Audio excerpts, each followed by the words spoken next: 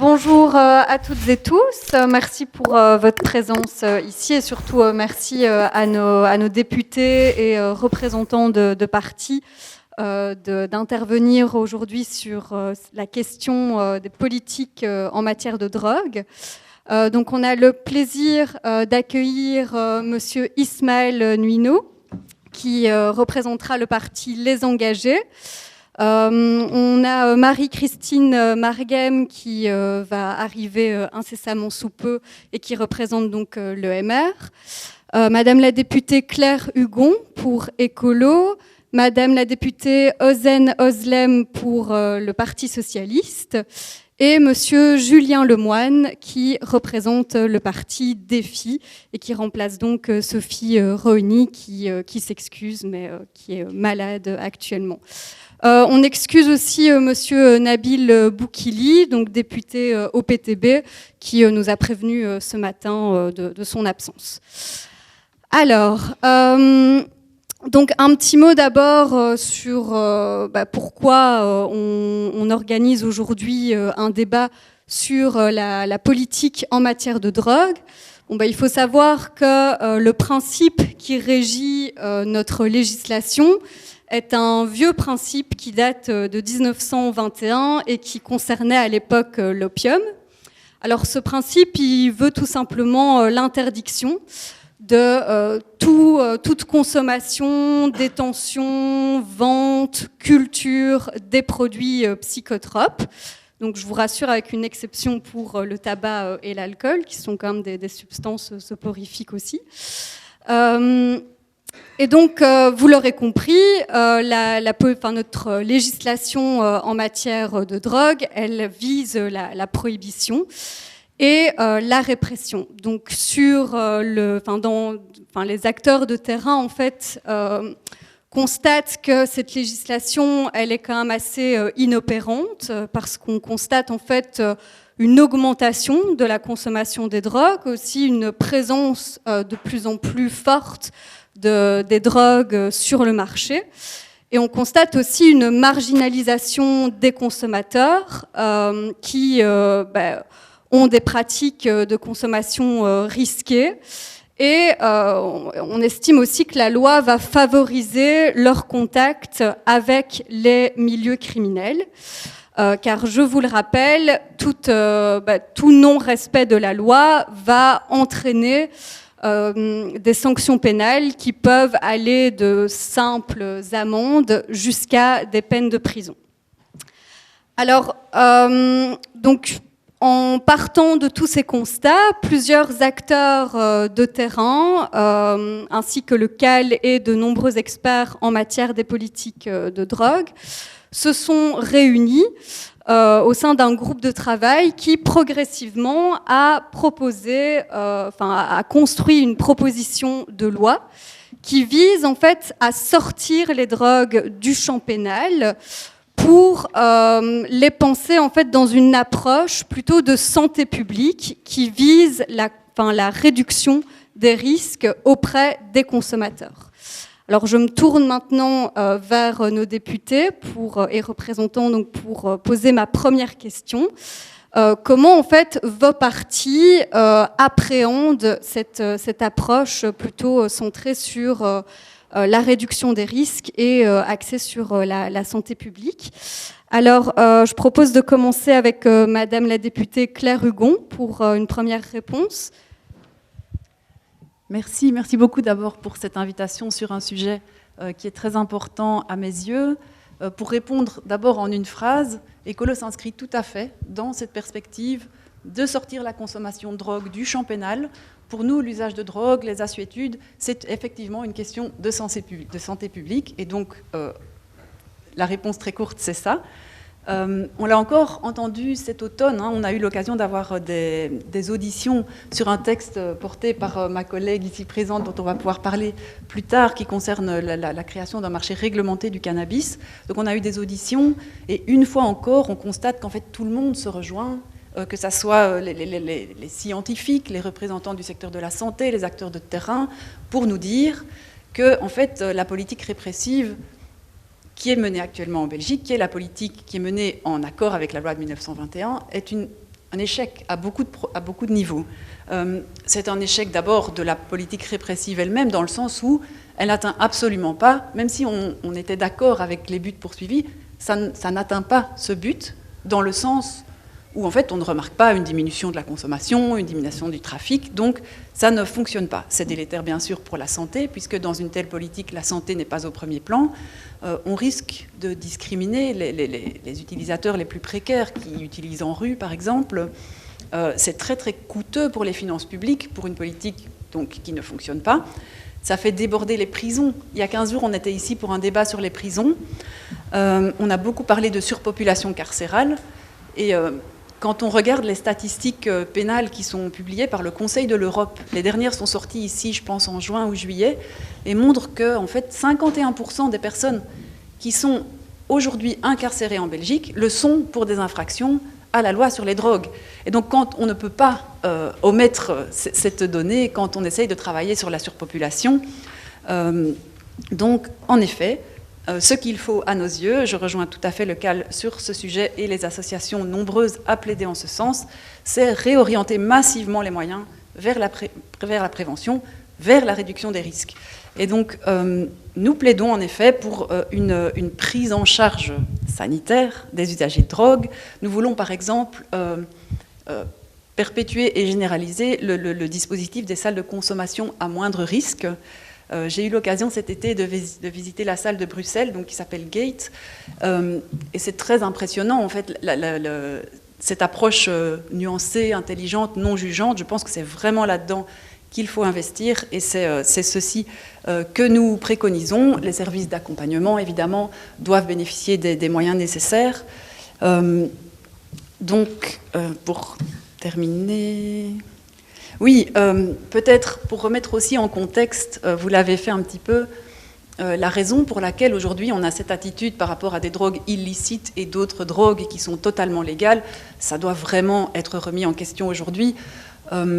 C'est quelque chose d'historique et d'un peu culturel aussi en Belgique, je pense, mais ça n'a plus du tout de raison d'être. Et je me souviens, enfin j'ai eu l'occasion récemment de prendre en connaissance d'une étude qui est très intéressante sur le coût social des drogues. C'est une étude qui se base sur la France, donc c'est sans doute pas transposable en tant que tel totalement vers la Belgique, mais c'est quand même très intéressant de voir que si on regarde les dégâts pour la société, pour la santé que causent les drogues légales, en fait, l'alcool principalement, le tabac, ils sont gigantesques.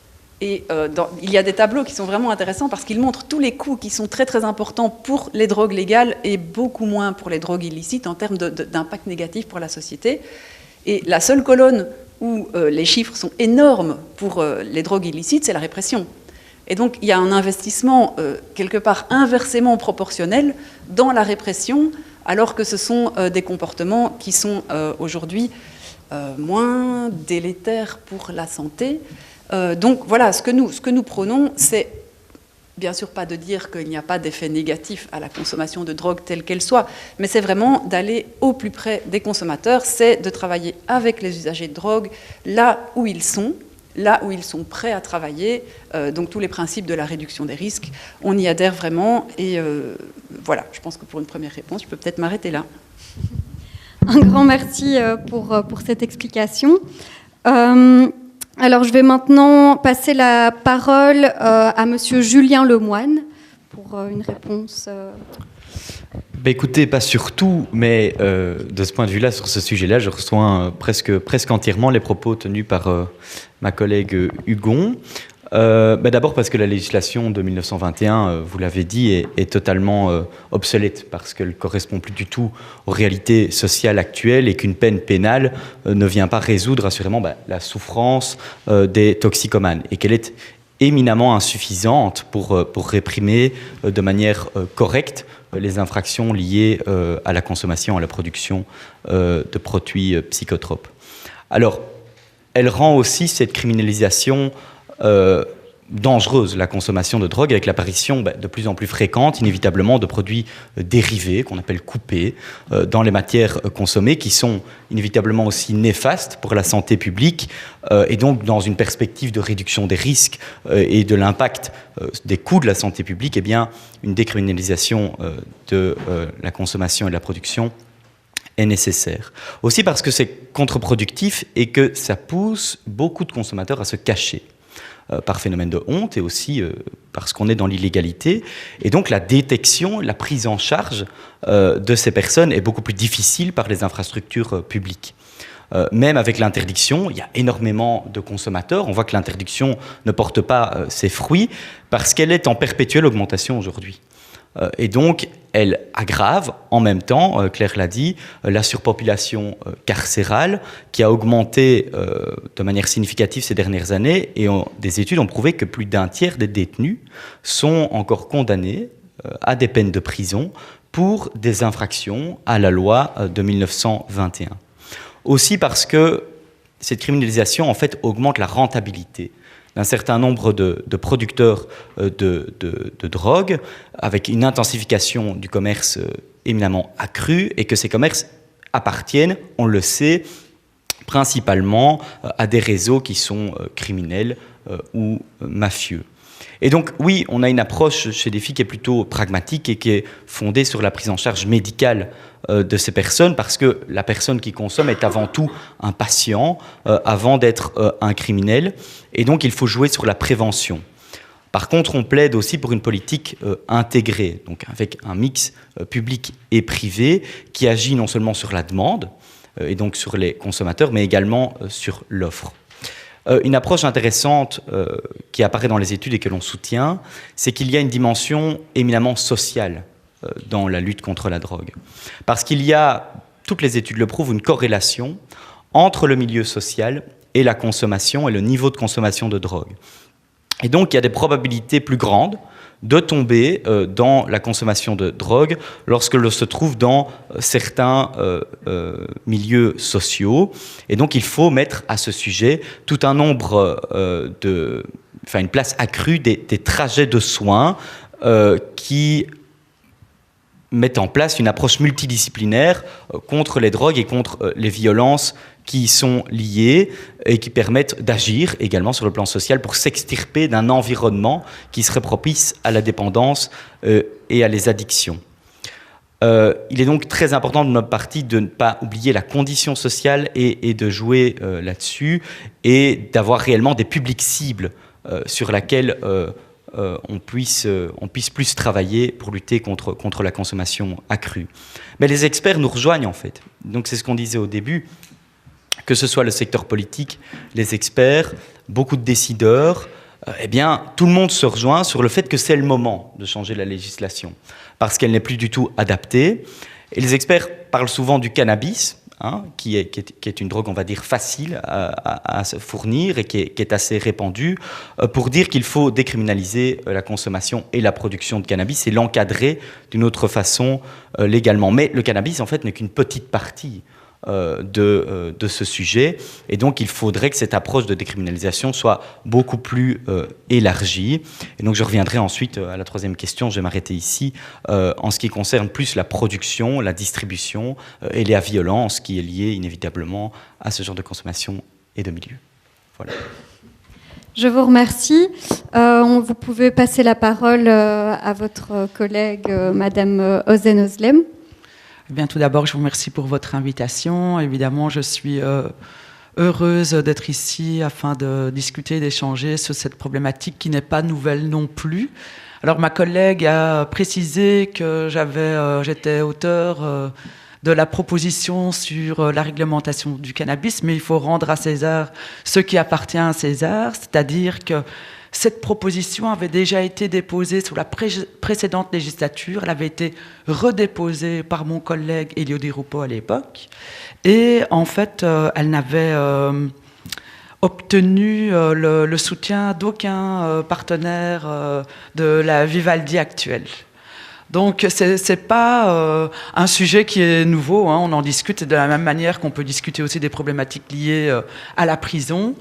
J'ai cette impression-là, sans être pessimiste, mais que c'est un débat qui revient comme ça sur le devant de la scène tous les 4 ans ou tous les 3 ans, mais que même si j'entends et je suis rassurée aussi qu'il y a des partis progressistes qui veulent évidemment faire avancer la chose, parce qu'on est conscient que l'encadrement de la consommation du cannabis, en fait, elle est basée sur une loi de 1921 qui, en fait, sur plus d'1 siècle de répression, et que la répression, en fait, ça ne fonctionne pas. Si elle fonctionnait, il y aurait une diminution de la consommation, et en l'occurrence, on se rend compte qu'il y a une augmentation de la consommation, une recrudescence des violences, et que, quelque part, même si ma proposition pour encadrer et réglementer le cannabis, c'est une chose, mais on est presque dépassé, c'est presque ringard, parce qu'à l'heure où on parle en fait du cannabis, les gens consomment des drogues beaucoup plus dures, et il faut être conscient de l'évolution de la société, des pratiques, de ce qui existe. Alors la législation actuelle, elle varie finalement en fonction des ministres, de la politique criminelle qui est menée par l'un ou l'autre ministre. C'est-à-dire que de temps en temps, il y en a qui vont dire oui, mais c'est la tolérance zéro. Moi, je dis, j'aime utiliser les bons mots, mais c'est la tolérance zéro, c'est l'intolérance pour moi, mais qu'il n'y ait pas de politique de poursuite.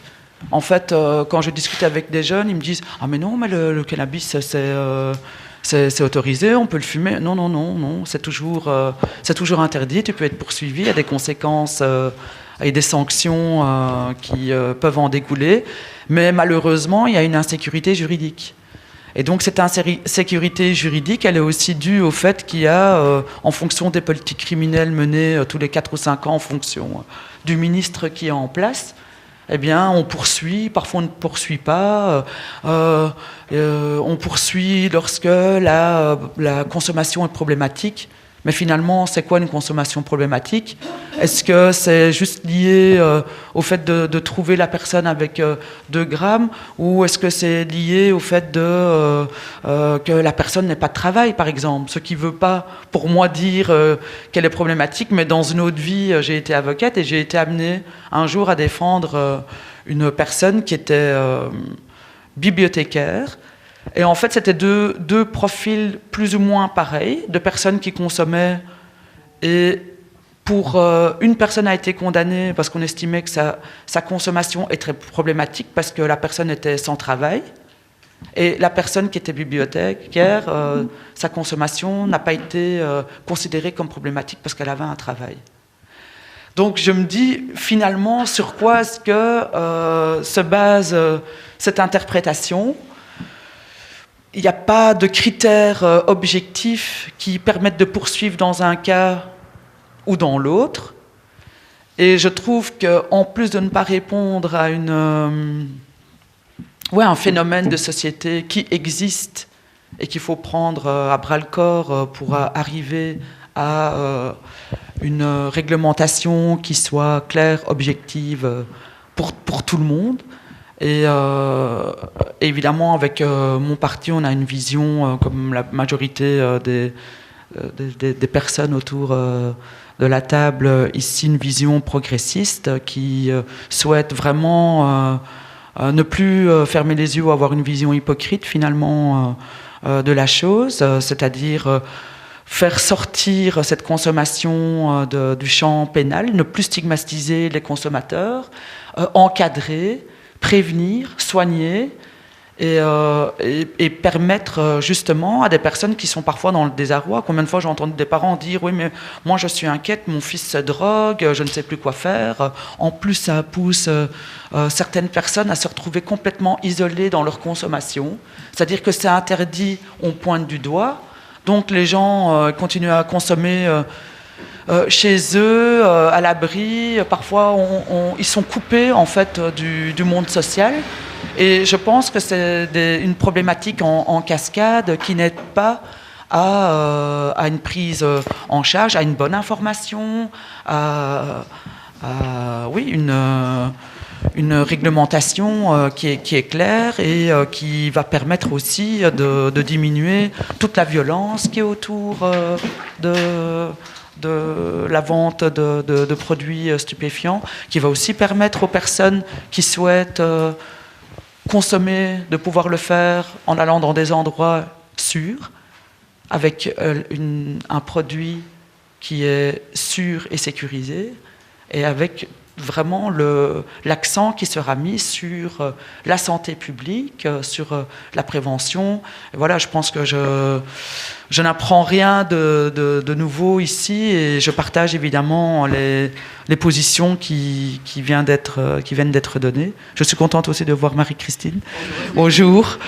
À mon avis, on va pouvoir avoir une vision un peu différente. Je ne suis pas certaine, mais moi j'arrive avec un œil de... ouais. Écoutez, je propose qu'on passe la parole alors plutôt à Monsieur Ismaël Nuino pour réagir, comme ça on vous laisse le temps d'atterrir. Donc bienvenue à vous Marie-Christine Marguem qui représente l'EMR.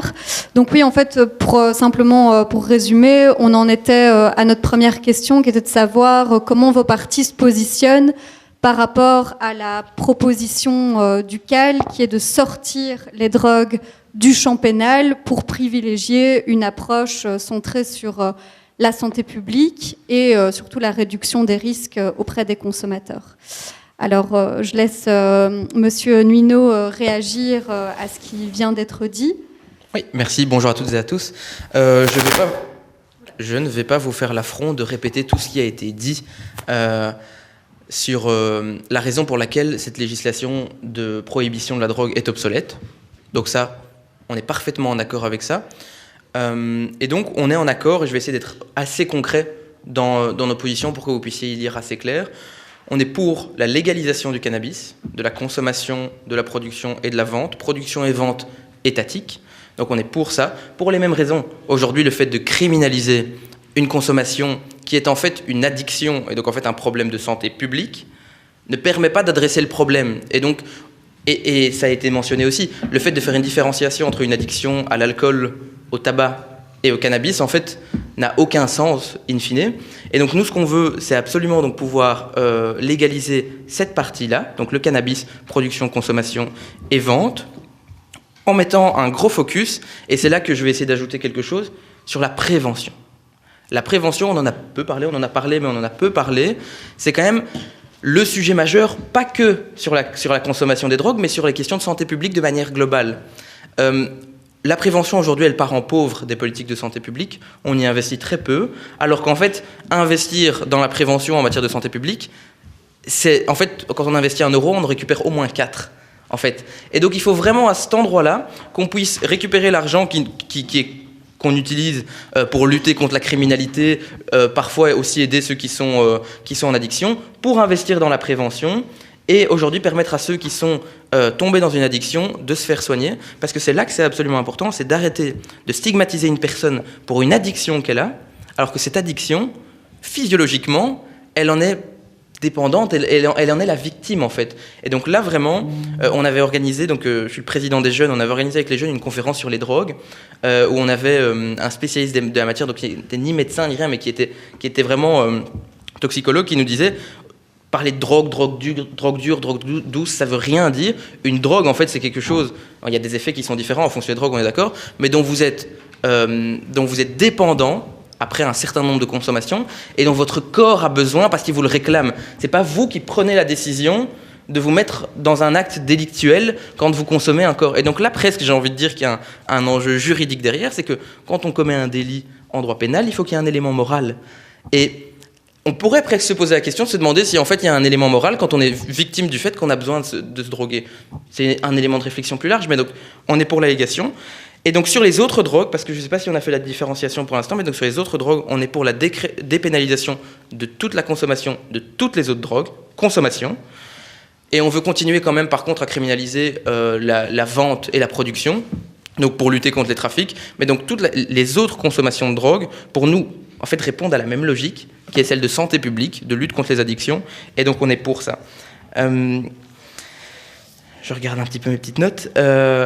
Il y a vraiment, donc pour répondre encore une fois à cette question de pourquoi on doit changer, parce qu'on a dit à quel point, il y a un nombre d'études excessivement important qui montrent pourquoi la loi de 1921 n'est pas efficace. J'aime bien utiliser parfois des petites citations, et celle-là, je l'aime particulièrement. C'est une d'Einstein qui dit que la folie, c'est de faire toujours la même chose et de s'attendre à un résultat différent. Alors aujourd'hui, ce que je veux dire là, c'est qu'au-delà de la question idéologique de est-ce qu'on est pour ou contre la légalisation des drogues, il y a simplement le constat de se dire que ce qu'on fait aujourd'hui, ça ne marche pas. Alors on doit essayer autre chose, et donc c'est dans cette logique-là qu'on s'est inscrit quand avec les engagés on a essayé d'adopter cette nouvelle position, parce que ce n'était pas la position du CDH avant, c'est clair. Et donc voilà, le dernier message que j'ai envie d'envoyer, c'est qu'est-ce qu'on attend ? Comme ça a été dit, c'est un débat qui est là régulièrement, et on le sait aujourd'hui, si on veut absolument qu'il évolue, il va falloir qu'il soit dans un accord de majorité au niveau du gouvernement fédéral en 2024, au plus tôt. Et donc, il faudra absolument qu'on se mette d'accord là-dessus avant de commencer la législature, parce que j'ai peur que sinon, beaucoup de personnes fassent campagne là-dessus ici en 2024, et puis qu'in fine, rien n'aboutisse. Et donc voilà, pour notre position claire ici sur cette question. D'accord, très bien. Un grand merci. Alors, on va maintenant passer la parole à Madame Christine Marguem. Donc, on m'a promis que vous alliez apporter des arguments un peu plus contradictoires. Donc voilà, je vous laisse. Alors, qui vous a promis ça ? Écoutez, d'abord, la position du MR n'est pas encore agrégée. Donc, il y a au sein du MR un partage de vues entre une partie de celui-ci qui considère qu'il faut dépénaliser les drogues, donc leur usage, leur consommation, leur détention et évidemment la vente et le trafic ne sont pas concernés, et d'autres qui considèrent au contraire que l'interdit doit se maintenir. Alors bon, il y a tous ceux qui sont addicts. Ça, évidemment, je vais en parler après. Mais il y a ceux qui ne le sont pas encore ou qui ne le seront pas et qui sont parents, qui sont jeunes, etc. et qui sont dans une société où la loi, l'État doit fixer la ligne entre ce qui est bon, ce qui est permis, ce qui ne l'est pas. Ce qui est bon, ce qui est mauvais, ce qui est permis, ce qui ne l'est pas. Bon. Et donc la valeur de l'interdit, c'est quand même quelque chose qu'il faut étudier.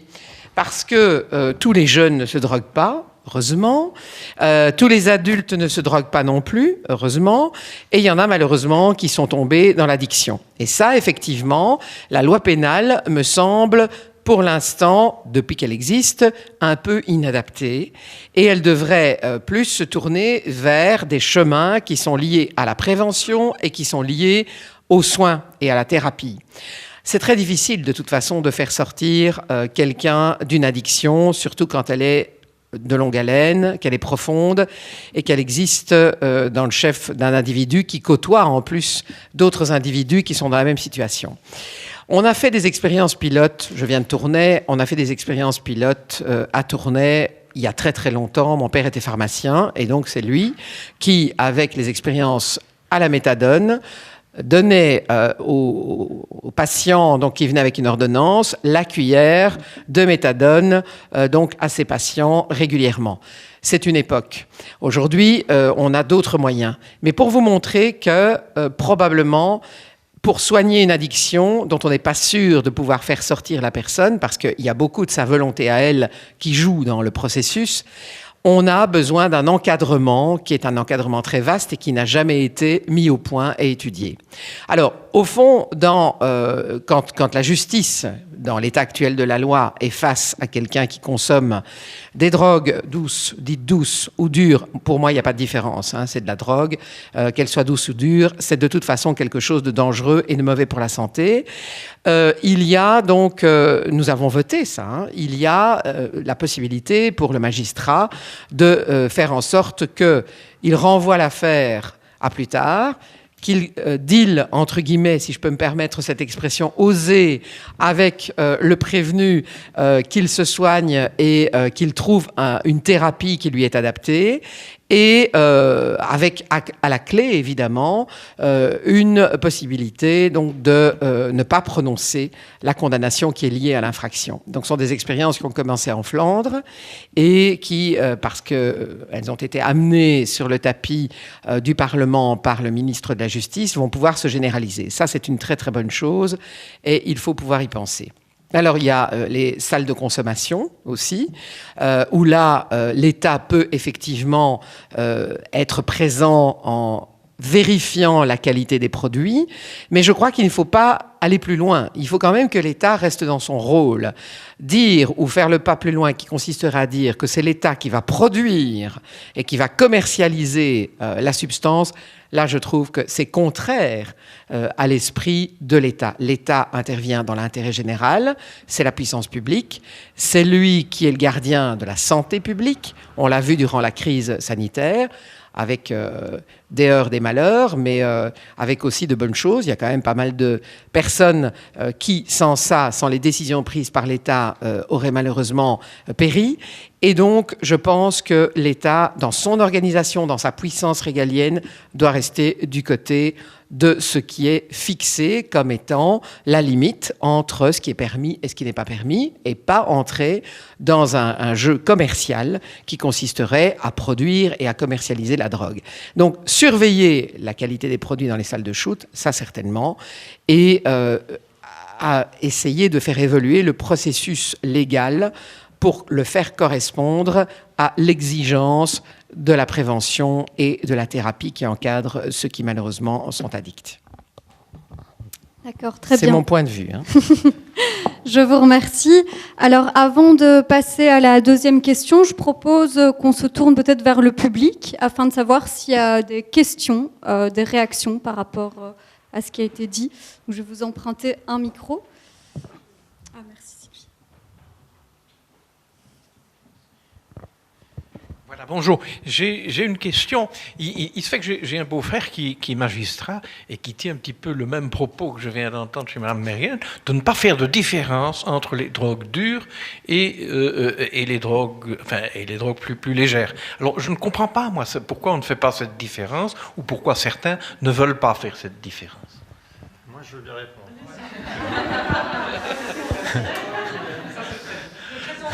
Oui. Enfin, je serais peut-être resté assis, on n'est pas très nombreux. Donc, je m'appelle Stéphane Leclerc. Je suis le directeur de la Fédération bruxelloise des institutions spécialisées en matière de drogue et addiction. Et nous, on demande aux hommes et femmes politiques de ne plus utiliser cette expression, aux médecins. Elle ne nous semble pas pertinente. Il y a des usages durs et des usages doux, on pourrait éventuellement dire, mais les substances, en fait, peuvent toutes être utilisées et elles sont différentes, en effet. Certaines présentent plus de risques d'addiction que d'autres, mais voilà, elles ne sont pas dures ou douces. C'est vraiment l'usage qui en est fait. Et c'est difficile évidemment parce qu'on pourrait croire que certaines drogues sont illégales parce qu'elles sont plus dangereuses que d'autres, mais c'est pas le cas. Dans les drogues les plus qui ont les effets les plus mauvais sur la santé, le potentiel le plus addictif, c'est l'alcool, par exemple. Il y a aussi également, en effet, la cocaïne et l'héroïne, mais dans des évaluations, hein, on place l'alcool au-dessus. Hein. Et donc, voilà, en tout cas, par rapport juste à cette petite question, moi j'ai aussi d'autres questions par la suite pour les intervenants. Mais... Je suis satisfaite de la réponse. Oui, donc allez-y, Madame Hugon, je vous laisse répondre.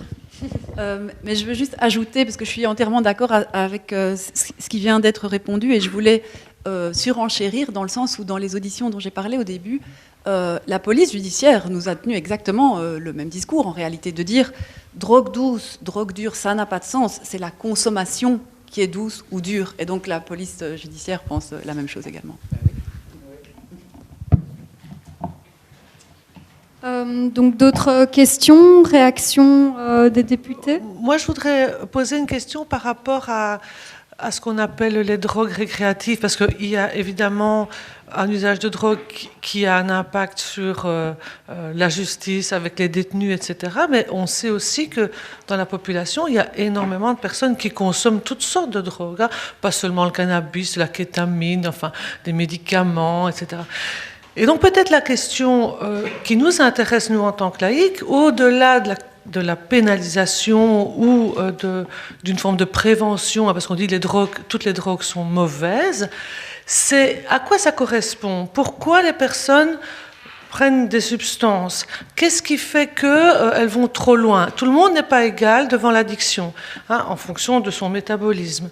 Et donc peut-être aussi se poser la question, comment est-ce qu'on peut, en amont, donner aux personnes des informations beaucoup plus précises sur la kétamine, par exemple, pour qu'elles connaissent les risques. Au fond, aujourd'hui, les gens avancent un peu dans l'inconnu. On teste des drogues et on se dit, je vais m'en sortir.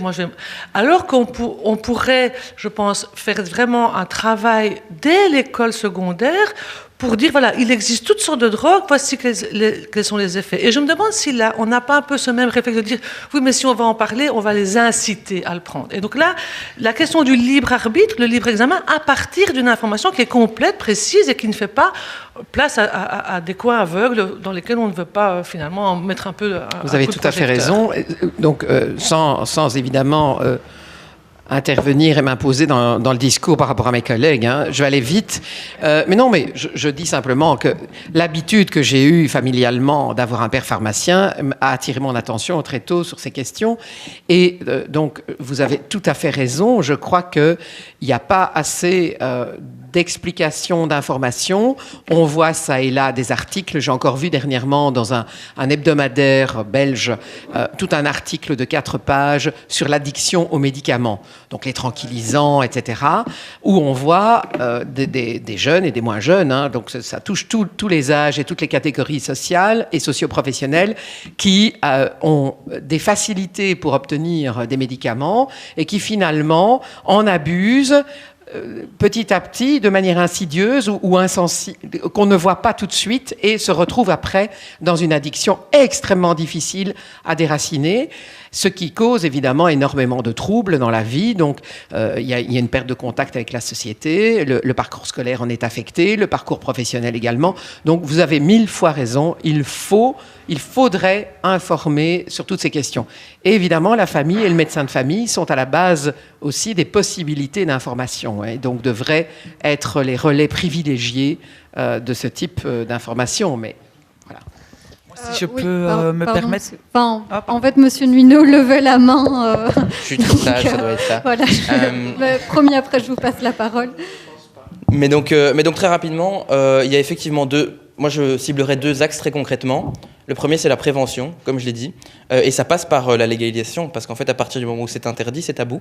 Et donc, l'État ne se sent pas responsable du fait de faire de la prévention autour de quelque chose qu'il considère comme interdit. Et donc, en fait, ça, c'est un premier axe. Et le deuxième axe, dont on parle peut-être un peu moins, chez Génération Engagée, les engagés aussi, on en a fait une priorité, c'est la santé mentale des gens. Aujourd'hui, on sent qu'elle se dégrade de manière manifeste, on le sait, la crise Covid y a participé, mais aujourd'hui, la santé mentale des gens et des jeunes en particulier est en mauvais état, et donc il faut absolument travailler là-dessus, parce que souvent, un des premiers refuges, c'est la drogue, que ce soit l'alcool, le tabac ou des drogues plus fortes, entre guillemets, même si on est d'accord qu'il n'y a pas de considération de drogue douce ou dure.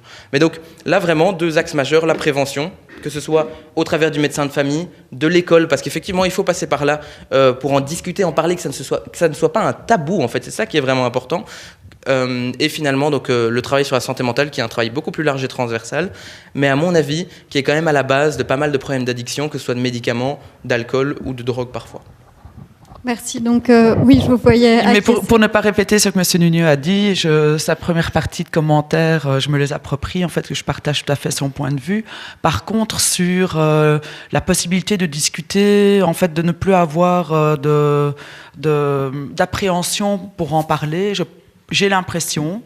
Après, je n'ai pas fait d'études là-dessus, mais que le cadre familial n'est pas le cadre approprié pour en discuter. Ce n'est pas le médecin de famille, ni les parents à qui on s'adresse en général quand on a une addiction, quand on consomme, parce qu'il y a toujours une crainte, vu que c'est illégal, c'est stigmatisé. Quel parent, franchement, va...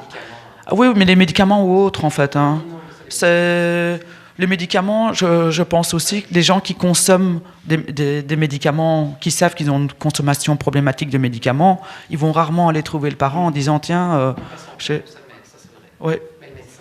Le médecin peut-être, mais ça reste je pense que dans le cadre...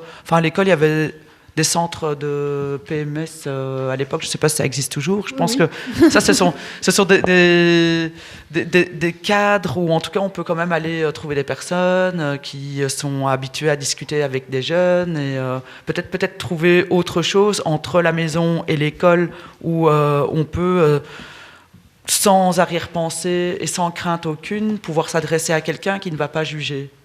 Et c'est clair que la légalisation et l'information claire, sans porter de jugement sur une quelconque consommation, peut aider à libérer la parole. C'est ça qui est important, c'est aussi de faire des brochures, qu'on puisse maintenant, on trouve pas mal de choses sur les sites internet ou dans les centres sportifs, culturels que les jeunes fréquentent, mais il faut pouvoir en discuter librement très tôt. Voilà. D'accord, merci. Donc une dernière réaction ? Je réponds juste en 2 secondes à ce qui vient d'être dit. Sur le volet de la prévention, je rejoins tout à fait, mais comme je disais, il faut que ce soit une prévention qui soit adaptative et adaptée.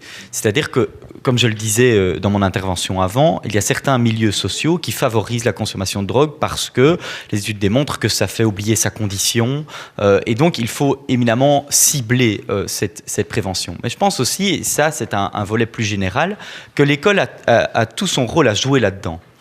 C'est-à-dire qu'on a une école aujourd'hui qui parfois n'est pas adaptée aux enjeux de la société de demain ou actuelle.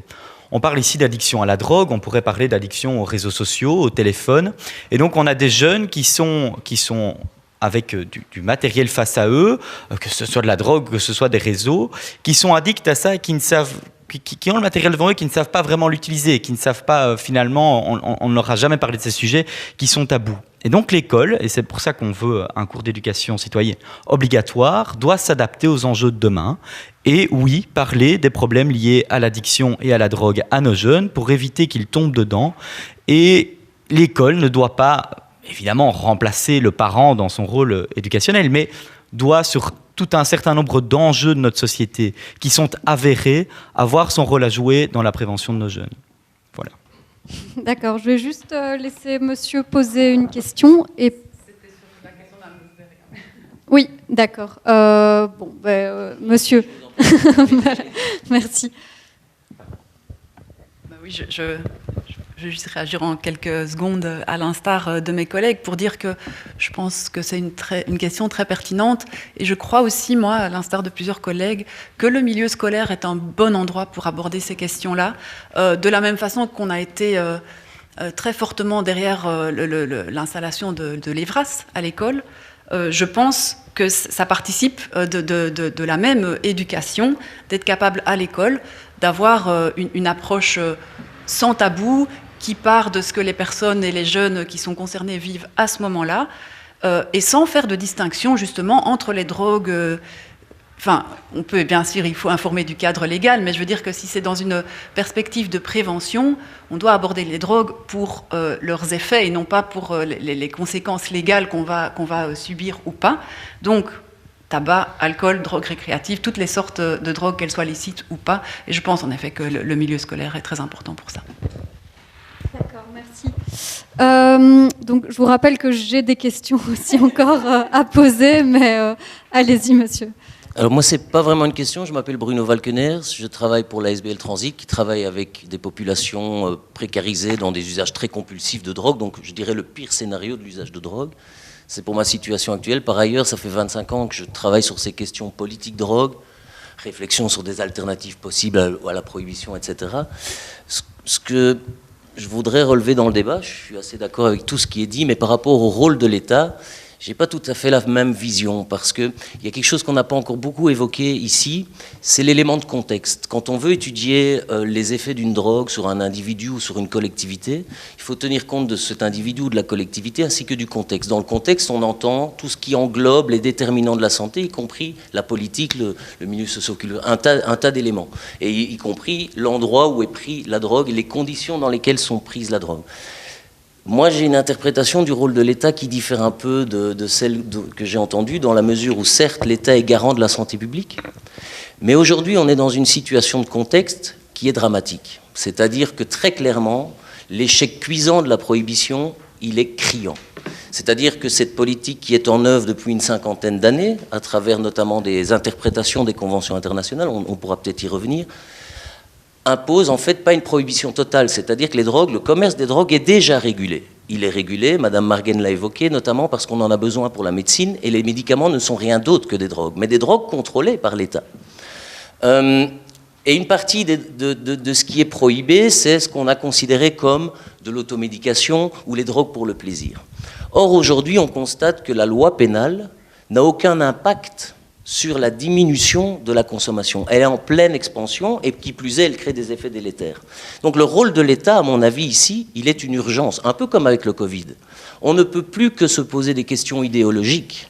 On doit évaluer les lois, on doit évaluer leur portée, on est dans une culture de l'évaluation, et moi dans l'associatif, croyez-moi, j'ai vu l'évolution, on évalue toutes nos missions, y compris les pouvoirs publics, et nous sommes sidérés de voir qu'il n'y a aucune évaluation de la politique en matière de drogue depuis 1921, une époque où il n'y avait pas de véhicule dans l'espace public, rappelons-le, et la loi date de cette époque. Elle a été modifiée quelque peu, mais elle n'a aujourd'hui pas été modifiée dans l'esprit de la loi. Voilà, on a créé cette distinction justement dans la loi entre drogue dure et drogue douce, une aberration pour des professionnels de la santé, afin de permettre un assouplissement sur l'usage du cannabis. Mais donc aujourd'hui, je pense que la réflexion doit être divisée en deux. Il y a l'aspect évidemment valeur, morale, quelle société, quelle perspective de vie en société on veut, mais de l'autre côté, il y a une urgence sanitaire qui est catastrophique. Et quant à la prévention, certes, il faut l'intensifier. Le problème de l'interdit pénal en matière de drogue, c'est que la prévention, malheureusement, elle est prise selon un angle qui vise à ne pas inciter la consommation. Or, ça amène quoi comme discours?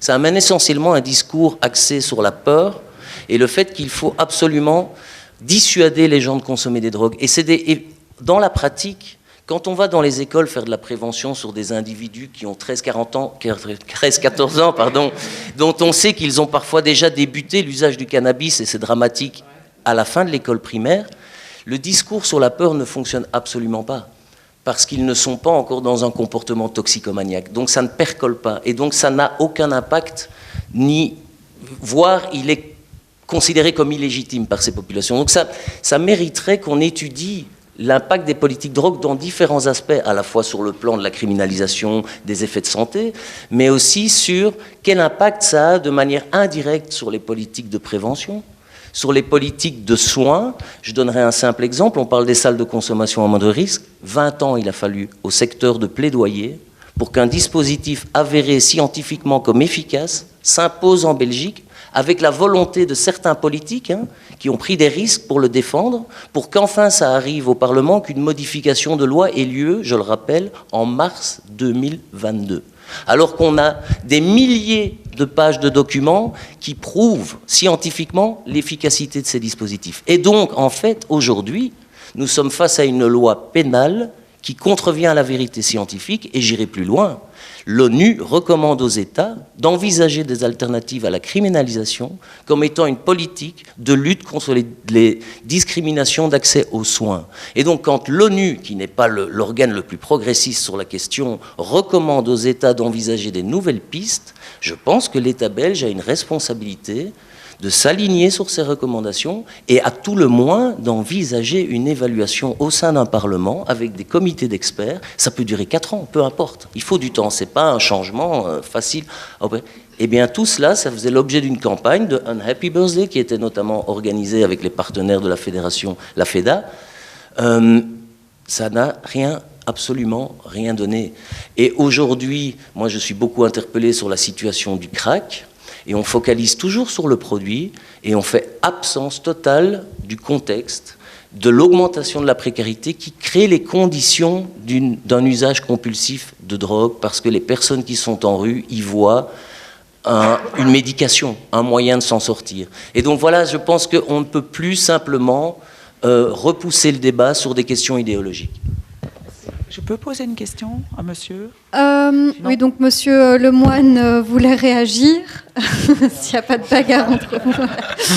En 2 petites secondes, je vous rejoins totalement, hein, puisque je disais, je ne suis pas aussi expert que vous, évidemment, dans la matière. Ce n'est pas le rôle du politique d'être expert en tout. C'est pour ça qu'il faut écouter, évidemment, un certain nombre d'experts. Mais voilà, je rejoignais sur le fait qu'il y a une corrélation évidente entre le milieu social et la prise de drogue. Mais vous me dites que vous êtes dans le milieu associatif, et j'aime bien revenir à mon mandat local que j'exerce depuis 6 ans, pour revenir à des questions qui sont abordées de manière généraliste, mais pas souvent très concrète. On voit que les niveaux locaux qui sont en fait confrontés à ce phénomène de manière très concrète sont totalement désarmés face à ça. C'est-à-dire qu'on a un certain nombre d'associations, voire un nombre conséquent d'associations qui essayent de faire de la prévention, qui essayent de lutter contre la drogue, de traiter la drogue, qui sont totalement, éminemment sous-financées et qui nous disent qu'ils n'ont pas les moyens ni de personnel, ni moyens financiers de lutter contre cela, et que les pouvoirs locaux sont exclusivement dans le palliatif et pas dans la prévention. La seule mesure qui a été prise sur tout mon mandat, sur toute la législature à la commune de Namur, c'est de mettre des boîtes à seringues pour réceptionner les seringues qui traînaient dans les parcs et avec lesquelles parfois les enfants jouaient.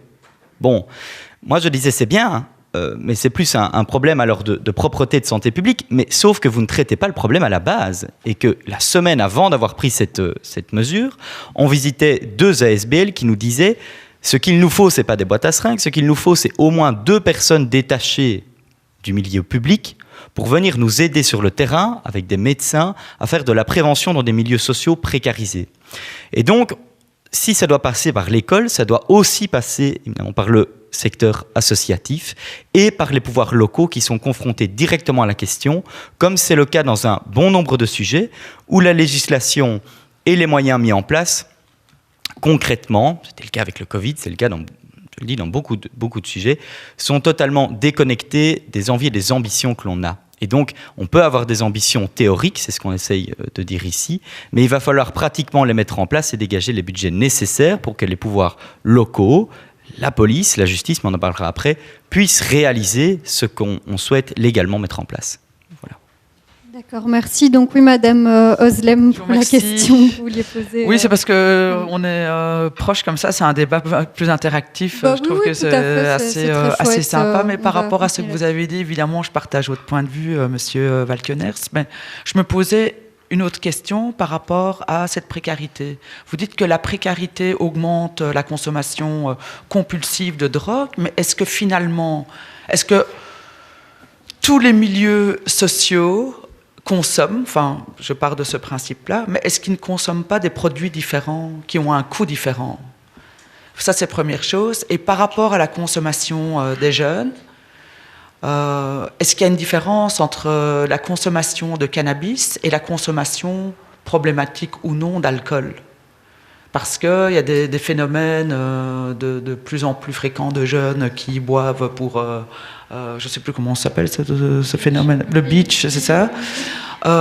Et donc... Pour être sourd rapidement. Oui, c'est ça, pour être sourd rapidement. C'est ça à l'époque, la biture minute. Ah. Mais donc, voilà, est-ce qu'il y a une différence, par exemple, ou est-ce que vous, dans votre pratique, vous avez constaté une différence entre la consommation de cannabis ou de drogue et la consommation d'alcool chez les jeunes, et par rapport à la consommation aussi de produits toujours illicites, est-ce qu'il y a vraiment une différence sociale chez les usagers? Attendez, juste on va vous passer le micro parce que c'est enregistré, comme ça on vous entend bien. Alors, mon intention n'était pas de faire un lien entre précarité et usage de drogue. Attention, il ne faut pas se tromper. Ce que j'ai voulu dire, c'est que dans certains contextes, l'usage compulsif est il y a plus de probabilité de le développer. C'est-à-dire quand vous n'avez rien à perdre, que vous n'avez pas d'horizon, vous allez vous enfoncer plus facilement dans un usage compulsif de drogue. Mais attention, c'est l'arbre qui cache la forêt. J'insiste souvent ça dans les interviews, dans les médias, c'est ce qui est visible. Nous, dans notre centre, c'est ce dont on s'occupe. Donc on peut mesurer, on peut donner des chiffres à ça, objectiver cette situation. Ce qu'il faut voir, c'est que la majorité des usagers de drogue passent en dehors de tous les radars parce que probablement ils n'auront jamais de problème, parce qu'ils travaillent, parce qu'ils étudient, parce que c'est un passage dans leur vie, voire qu'ils consommeront toute leur vie, mais de manière tout à fait modérée, comme chacun peut boire, par exemple, un verre de vin à table. Donc l'usage de drogue n'est pas une question sociale. Ce qui va conditionner éventuellement un usage problématique, ou le fait qu'il va falloir travailler sur d'autres déterminants, c'est le contexte de vie. Effectivement, quand vous êtes en rue, si vous ne donnez pas une perspective de logement à une personne, vous n'avez aucune chance de le faire décrocher de la consommation. Ou en tout cas, c'est très, très, très compliqué. C'est ça que j'ai voulu dire. Non, ça dépasse toutes les catégories sociales. Maintenant, la question fondamentale, et c'est pour ça que je soulevais le rôle de l'État et l'urgence, la question fondamentale, mais malheureusement qui apparaît trop rarement, voire jamais dans les études de prévalence, c'est la motivation de la consommation. C'est beaucoup plus complexe à analyser. Je me souviens d'une étude qu'avait fait le VAD en Flandre, où ils avaient posé cette question dans les écoles en mentionnant notamment la loi. Dans quelle mesure la loi a impacté ta consommation ou ton choix de ne consommer ou de ne pas consommer. Eh bien, la loi n'a jamais été choisie par une personne pour dire c'est ça qui a influencé. Voilà. Donc, mais non, ce qui... Non, ce que je veux dire...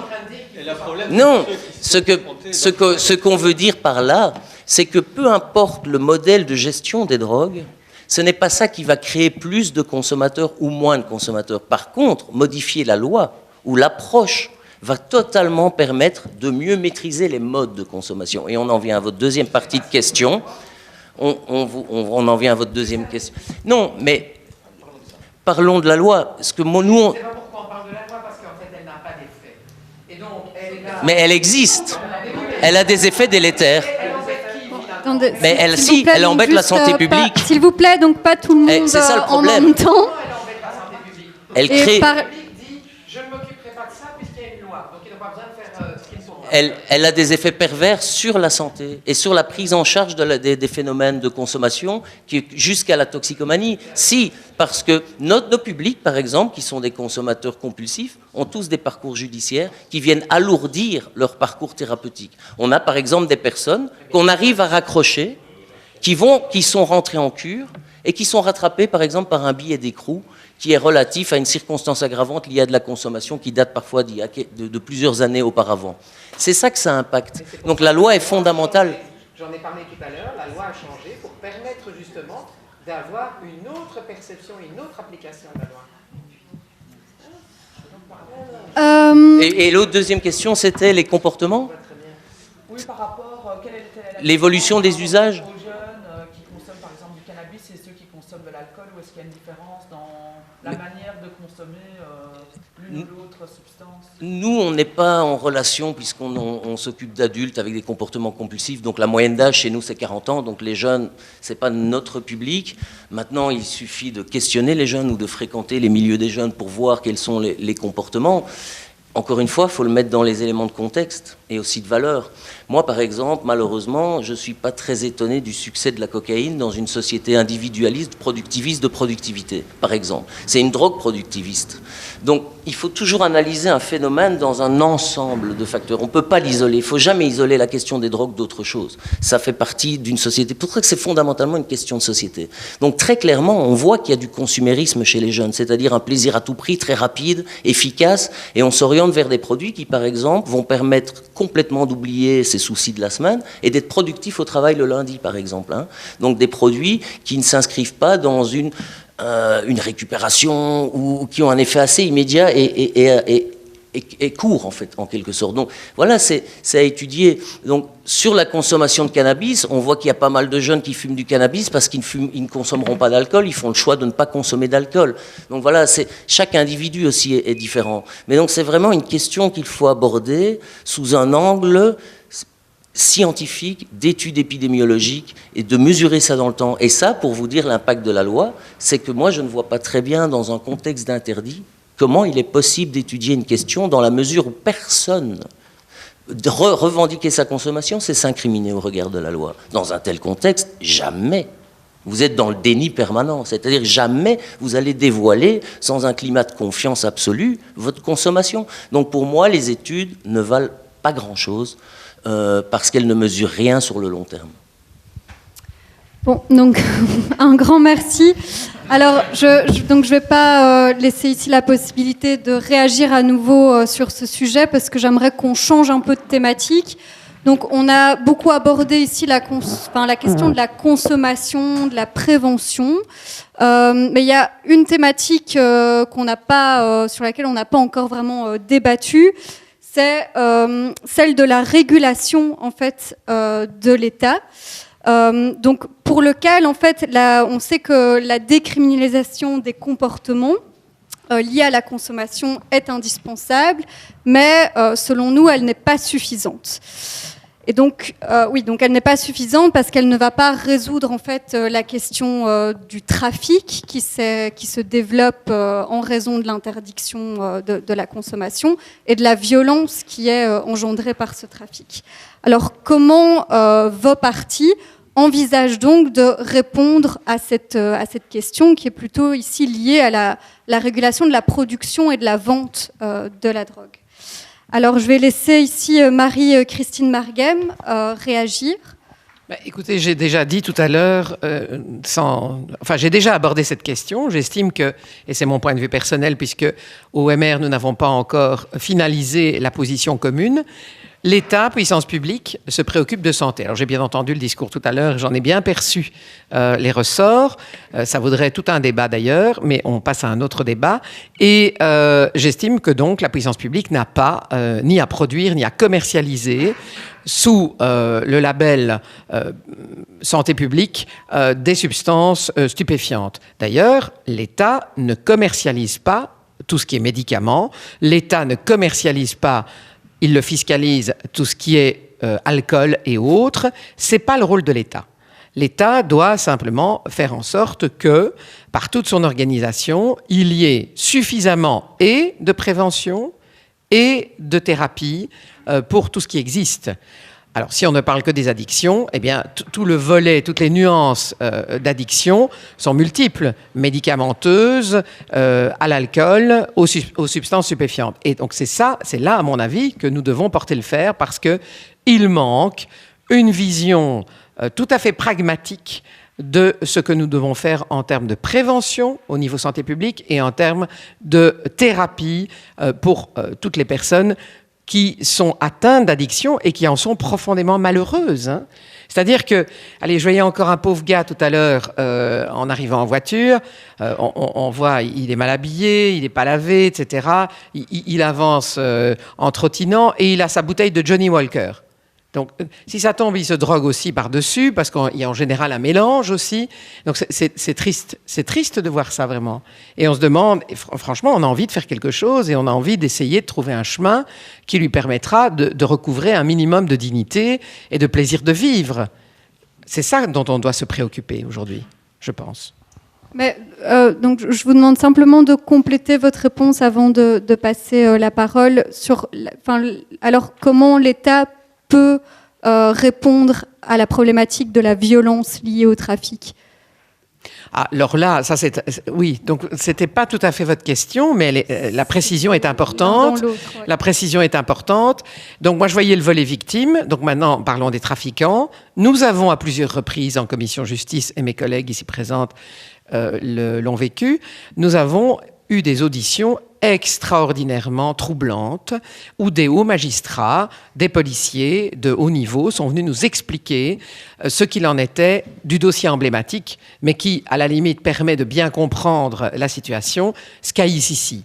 Donc, dans ce dossier, on a affaire à des trafiquants de haut niveau, totalement déterminés, absolument déshumanisés, qui vous découpent des corps en mettant un morceau par-ci, un morceau par-là, chez qui on retrouve des appartements pleins de billets, etc., qui sont liés à tout leur trafic, qui sont des trafics de drogue, qui sont des trafics d'êtres humains, qui sont des trafics d'organes, qui sont des trafics d'œuvres d'art, tout ce que vous pouvez imaginer.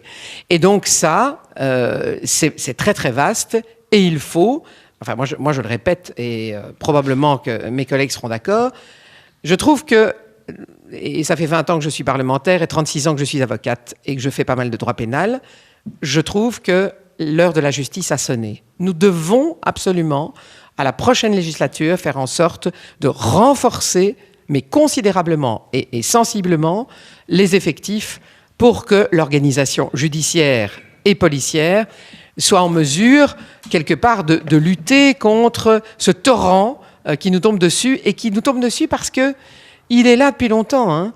Et au fond, le signal qu'on envoie est un signal de mollesse, où ils se disent, de toute façon, là, on peut faire tout ce qu'on veut, hein, et on s'en fout. Là aussi, on s'en fout Bon, écoutez, les trafiquants de très haut niveau que ces policiers côtoient sont absolument déterminés et se moquent bien pas mal des conséquences pénales qui pourraient survenir du fait de l'application de la loi. C'est pour ça que je dis que le rapport à la loi est quelque chose de plus subtil que ce que nous avons dit tout à l'heure, et en tout cas n'est pas vu de la même manière par ceux qui sont potentiellement les victimes ou par ceux qui sont potentiellement les auteurs d'infractions.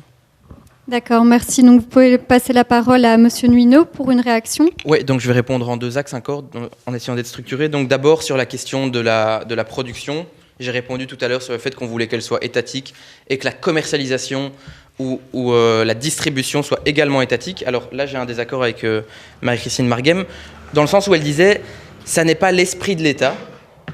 Alors, moi, je veux bien qu'on me définisse l'esprit de l'État, parce que l'esprit de l'État, c'est ce qu'on en fait. C'est pas l'esprit d'un État libéral, je suis en accord avec ça. Mais par contre, vous dites, l'État ne commercialise pas les médicaments. C'est vrai, il ne commercialise pas l'alcool non plus, il ne commercialise pas le tabac non plus, et ça ne résout pas les problèmes d'addiction. Donc, ce que je veux dire, c'est que demain, si on crée un commerce et en fait un business autour de ça, le problème, c'est que ça ne va pas résoudre ces problèmes-là. Et donc, moi, ce que je pense, c'est qu'effectivement, l'État doit contrôler cette vente, cette production, et tirer des bénéfices de cette vente, des moyens pour investir dans la prévention et les soins derrière. Et donc là, effectivement, ce n'est pas l'esprit de votre État, mais je pense que ça peut s'inscrire dans l'esprit d'un autre État, si nécessaire. Donc, deuxième chose, sur la violence des trafics, là, j'ai un peu souri, parce que vous dites que ça fait 20 ans que vous êtes parlementaire. Si c'est parlementaire fédéral, ça fait 20 ans de majorité au fédéral. Le gouvernement MRNVA a désinvesti dans la justice et la police de manière historique.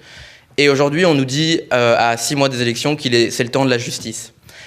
Donc, aujourd'hui, l'état du parquet de Bruxelles... Non, mais donc, moi, je parle du paquet... Non, mais attendez... S'il vous plaît, donc pas de réaction. Mais oui, parce que je ne suis pas parlementaire. Oui, et pour l'auditeur, c'est pas... Et donc, juste prenons les faits aujourd'hui, parce que ce gouvernement-ci n'a pas résolu non plus le problème. On a un cadre de magistrats à Bruxelles qui doit être théoriquement de 119 magistrats, et aujourd'hui, on en a 95. Officiellement, sans compter les burn-out, les gens qui ne sont pas là, etc. Comment est-ce qu'on peut dire aujourd'hui, de manière crédible, que c'est le temps de la justice, alors qu'on n'a pas fait le travail pour refinancer et réengager des magistrats? Parce que pour lutter contre la violence, effectivement, il faudra une justice et une police qui soient réellement en capacité de lutter contre les réseaux de crimes organisés qui sont beaucoup plus financés pratiquement, qui sont beaucoup plus forts, qui ont des moyens et qu'on ne donne pas la justice. Et c'est ce que dit aussi la justice et la police aujourd'hui. Ils n'ont pas les moyens de lutter contre ces réseaux. Et je pense aussi que étatiser cette production... Oui, mais on peut être d'accord sur le fait qu'ils n'ont pas les moyens, mais comment est-ce que vous pouvez... Non, mais attendez, je peux terminer? Non, on va pas faire un débat... Donc, attendez, s'il vous plaît... Mais c'est pas de la tchatchour. S'il vous plaît... Mais attendez... Écoutez, attendez, je reprends la parole, parce que donc, on a l'habitude que ça se passe généralement sereinement. Mais je suis sereine. Je vous rappelle que les débats sont enregistrés, et donc quand... Oui, non, mais donc, je parle aussi pour Madame Marie-Christine Marguem. Quand vous coupez la parole ou répondez en ne portant pas en plus de micro, ça va être inaudible pour ceux qui vont regarder le débat. Donc voilà, on essaye de ne pas se couper la parole et d'attendre son tour pour réagir. Et je vous promets que tout le monde aura la parole. Pour terminer très sereinement alors, j'ai une difficulté effectivement, intellectuelle peut-être. Peut-être que c'est la naïveté de la jeunesse qui est de me dire qu'on vienne ici dire qu'il faut refinancer la justice alors qu'effectivement on est au pouvoir, on est dans la majorité et qu'on ne l'a pas fait. Et donc c'est plutôt ça que je voulais mettre en avant, c'est de se dire aujourd'hui, nous aussi on veut refinancer absolument la justice, simplement il ne faut pas simplement dire ça et puis ne pas le faire. Très sereinement. D'accord, donc promis, Madame Marguem, je vous redonnerai la parole, mais on va d'abord laisser la possibilité à chaque représentant de s'exprimer. Donc oui, allez-y, Madame Ozen. Mais comme ça, vous avez le sujet de votre prochain débat sur le fonctionnement de la justice. Anaïs. Qui nécessiterait, on reviendra en tout cas avec plaisir, mais bon, ce n'est pas une surprise si je vous dis que, évidemment, le PS demande que l'État encadre strictement la production, la distribution, la consommation du cannabis. Je le répète à nouveau, le but, c'est pas d'inciter les citoyens ou les jeunes à fumer plus, c'est de faire face à une pratique qui existe et prendre des mesures pour pouvoir encadrer cette pratique, pour pouvoir réduire, avant tout, et prévenir les risques de consommation du produit en contrôlant les qualités. On avait proposé aussi toute une série de mesures comme des commissions locales drogue et addiction, comme le développement des chambres correctionnelles de traitement de la toxicomanie, comme le développement aussi de l'offre ambulatoire des services spécialisés en assuétude, de renforcer le maillage des salles de consommation à moindre risque, de dépénaliser le testing de la drogue dans les milieux festifs et en dehors, etc. Étudier aussi la possibilité de mettre en place des projets de distribution de l'héroïne médicalisée, etc. C'est peut-être pour revenir aussi et faire le lien sur l'usage, qu'est-ce qu'on en fait, quelle est la motivation, etc. Mais pour parler de violence liées à la drogue, c'est vrai que les réseaux criminels sont alimentés. En fait, c'est pas la vente de drogue, n'est en généralement pas leur seule activité illicite. Donc, il y a sûrement, je ne sais pas, la vente d'armes, mais il y a une criminalité qui tourne autour des réseaux en général. Mais concernant la sécurité, l'avantage de la légalisation permettrait aussi de faire diminuer cette criminalité. Et il y a en fait des exemples, comme une étude américaine sur la dépénalisation du cannabis. Ils ont montré qu'en effet, l'effet sur le trafic de drogue dans les États frontaliers du Mexique, par exemple, a montré vraiment une baisse significative de la criminalité, particulièrement concernant le trafic de drogue, puisque le consommateur se tourne vers la culture légale du chanvre, plutôt que vers les cartels mexicains, les privant de cette manière d'une manne financière qui est essentielle pour leur survie, pour leur trafic. À New York aussi, on a en fait avec la légalisation embauché les trafiquants pour les faire travailler dans le commerce légal de la criminalité. Donc en fait, il y a eu une reconversion. C'est comme si certains travaillaient au marché noir et que finalement ces personnes, une fois que ça a été légalisé, ils ont pu vraiment se reconvertir. Et au Portugal aussi, on a vu que la baisse de la criminalité avait également une diminution aussi sur le nombre de décès liés à la drogue. Donc il existe des exemples en fait où au niveau sécurité, il y a certains milieux criminels qui se sont complètement asséchés pour en arriver à avoir une consommation dans des lieux avec des produits qui ont été, oui, si on peut appeler ça estampillé. Je sais que c'est toujours le débat de dire oui, mais si on teste, finalement on donne notre accord pour une consommation. Mais la personne, si elle souhaite consommer, elle va quand même consommer. Alors autant que ce soit un produit de qualité qui ne va pas avoir une conséquence néfaste sur la santé, voire même mortelle.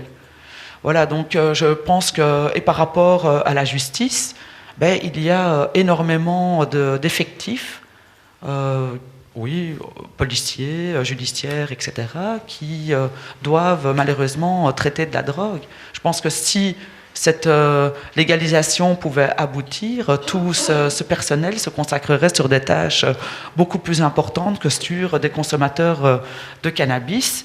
Et concernant aussi la population carcérale, en 2019, il y a eu une question parlementaire de mon groupe à l'égard du ministre de la Justice de l'époque, qui apprenait que le nombre de détenus condamnés pour des faits de drogue était passé de 42,2% du total de la population carcérale en 2005 à 50%, donc la moitié, 50% en 2018. Tout en sachant qu'on n'a pas réglé le problème des assuétudes, qu'il n'y a pas plus de prise en charge, qu'il n'y a pas de suivi et que la consommation au sein des prisons, en plus de la surpopulation carcérale, ne va pas aider... voilà, et ça a un coût, c'est-à-dire que ça a un coût pour la société dont on ne parle pas. Voilà, le coût d'un détenu à l'année, il est énorme. Si au moins ça servait à quelque chose à sa sortie, mais on voit que le taux de récidive, il est énorme aussi. Donc ça n'atteint pas, la prison n'atteint pas ses objectifs. Et comme vous l'avez dit et que d'autres l'ont répété ici autour de la table, cette prohibition, elle est vraiment catastrophique parce qu'elle n'a pas atteint ses objectifs, qui étaient une diminution, voire de la consommation. Et en l'occurrence, la consommation, elle augmente, et toujours avec des nouveaux produits, etc., plus performants ou autres. D'accord, très bien. Un grand merci. Oui, monsieur Julien Lemoine, pour la position de défi. Alors, je vais diviser ma réponse en deux parties. Pour le cannabis, je pense, en ce qui concerne la production, on y reviendra dans la troisième question que vous allez poser par la suite. Alors évidemment, l'État ne va pas produire des joints comme il produit la monnaie. Mais je veux dire, à un moment donné, il va falloir que l'État, au lieu de nier le problème de production, l'encadre plus sévèrement et l'encadre tout simplement de manière concrète pour que cette production soit de meilleure qualité et conforme à certains grammages.